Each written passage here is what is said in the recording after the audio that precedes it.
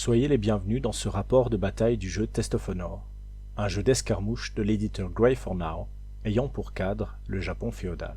Comme c'est la première fois que je me frotte à ce genre d'exercice, j'appelle celles et ceux qui trébucheront sur cette vidéo à faire preuve d'indulgence, tant pour les aspects techniques que narratifs. En hommage à l'éditeur, et aussi parce que je suis un peintre très lent, certaines figurines sont encore grises pour l'instant. J'en suis navré. Elles finiront bien par être peintes un jour. Le scénario qui va être joué s'appuie sur la bataille standard numéro 5, intitulée Raid. Il mettra en scène une bande de brigands, bien décidés à faire main basse sur les biens d'un petit hameau sous le contrôle d'un vassal Takeda. Les brigands sont menés par la veuve, que seconde une grosse brute, et un Ronin et son fils ayant récemment rejoint la bande. Le talent et la férocité de ce nouveau venu lui a permis de gagner le respect de chacun. Le village est pour l'heure défendu par 2 samouraïs, le colossal Kuma, armé d'un Dotanuki, ainsi que son aîné Katsuo. Quelques archers et un sonneur de Jinkai assurent la sécurité avec eux. À partir du 2e tour, des renforts seront susceptibles d'arriver. Un groupe de lanciers, d'arquebusiers, et le Hanshi en personne, Osamu Sama. Il se pourrait bien toutefois que le mystérieux Ronin ait en tête un tout autre objectif que ses compagnons de fortune. Mais assez de préliminaires, et place à cette variante du raid, un loup au milieu de chiens enragés. Alors que les échos lugubres du Jinkai résonnent encore, Katsuo et Kuma se positionnent pour barrer la route des brigands. Malgré la distance considérable, les archers envoient une volée de flèches sur les hommes déboulant de la colline. L'un d'eux s'effondre, la gorge transpercée. Saisis d'horreur par cette mort aussi soudaine qu'inattendue, 2 de ces canailles prennent aussitôt leurs jambes à leur cou. Sous le couvert de leur archer, la veuve et ses comparses s'avancent résolument vers le hameau. Alors que la veuve est au milieu de la passerelle enjambant la rivière Arakawa, Kuma fonce sur elle et ils échangent plusieurs passes d'armes avant qu'elle ne finisse par avoir le dessus.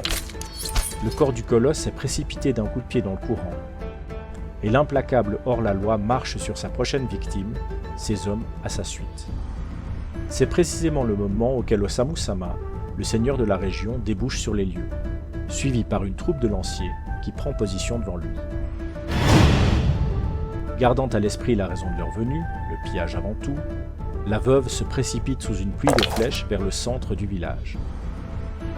Elle parvient ensuite à esquiver la charge des lanciers arrivés à la rescousse et poursuit sa route, comptant sur ses subordonnés pour les occuper.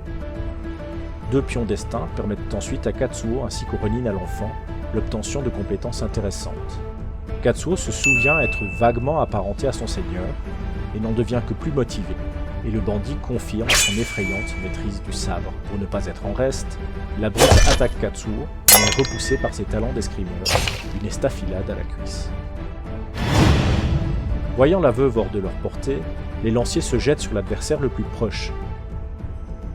Mais le mystérieux Ronin parvient non seulement à résister à leur assaut, mais à tuer l'un d'entre eux, avec le soutien de l'archer resté en réserve.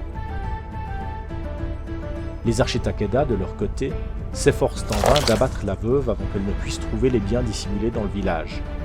Le sonneur de Jinkai, descendu de la colline, vient également à sa rencontre.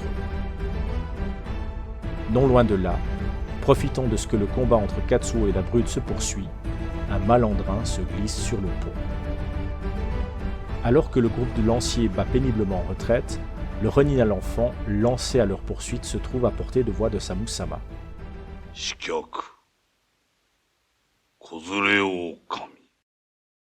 En effet, si le redoutable assassin rejoint la bande de la veuve, c'est parce que les ravages que celle-ci causait dans la région devaient fatalement conduire le maître des lieux à l'affronter, à la tête d'une expédition punitive, ce qui lui évitait de devoir attaquer sa cible au cœur même de sa demeure fortifiée. Le loup solitaire et son petit est désormais le héros d'une 3e faction, qui joue pendant le tour des brigands à chaque fois qu'elle le peut. Il remporte la partie s'il tue Osamu Sama et s'il quitte les lieux. Les samouraïs, quant à eux, doivent désormais tuer l'assassin. La défense du butin devient secondaire pour eux. Les brigands ont pour leur part 2 manières de remporter la partie. Tuer l'assassin et toucher la prime que ses ennemis Yagyu ont mis sur sa tête, ou s'emparer du butin et quitter le village. Le Hanshi décide de passer à l'attaque et charge bravement son assassin. Cette passe d'armes, durant laquelle Osamu Sama se révèle être un adversaire honorable, se solde par une blessure de part et d'autre. Le lancier engagé par la veuve, lui, ne s'embarrasse pas de courbettes et s'efforce de percer le dos de son ancien compagnon. Mal lui en prend. Il est forcé de battre en retraite, le laisser à son compte. Avec un grognement, la brute abat une nouvelle fois son gigantesque marteau sur Katsuo qui ne peut cette fois s'élancer à temps. Le crâne broyé, il s'abat sur le sol. La veuve considère un instant la lame qui tremble dans la main du jeune musicien. Elle fait mine de baisser ses dagues comme pour se rendre, mais tranche la gorge de l'ingénu d'un geste vif lorsqu'il s'approche pour l'arrêter. Pour la brute et le brigand qui l'accompagne, c'en est trop. Le pillage, avec son lot de meurtres, de viols et d'incendies, passe encore, mais profiter de la naïveté d'un petit sonneur est une inacceptable infamie. Ils décident de laisser là leur vie de bandits de grand chemin, inconscients du fait que leur patronne vient de mettre la main sur le trésor convoité. Rendus furieux par la mort de leur jeune compagnon, les archers lancent une dernière volée de flèches en direction de la veuve, sans plus de succès que les fois précédentes. Le duel entre le loup et le hanshi se poursuit. Le noble est à présent grièvement blessé à la tête, mais entend bien vendre chèrement sa vie.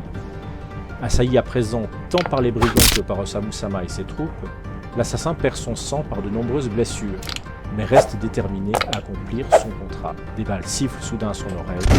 Les arquebusiers sont enfin arrivés sur les lieux et le prennent pour cible.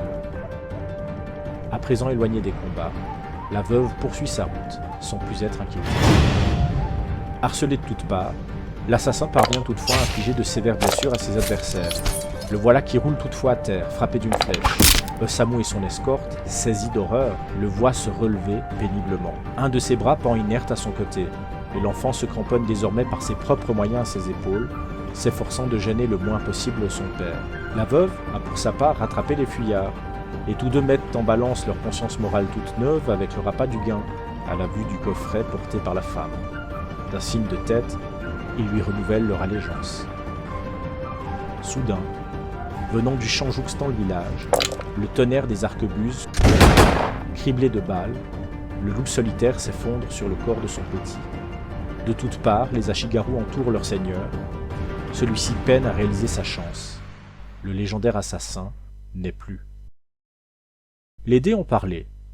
La faction des samouraïs remporte la partie, alors que la veuve était sur le point de s'enfuir. Le loup et son petit auront finalement été submergés par le nombre. J'espère que vous aurez eu du plaisir à suivre ce rapport de bataille jusqu'à son terme. Mes remerciements vont à Graham Davy, le concepteur du jeu, pour le plaisir toujours renouvelé qu'offre sa création, ainsi qu'à l'équipe de Games Night pour son approche inspirante des rapports de bataille.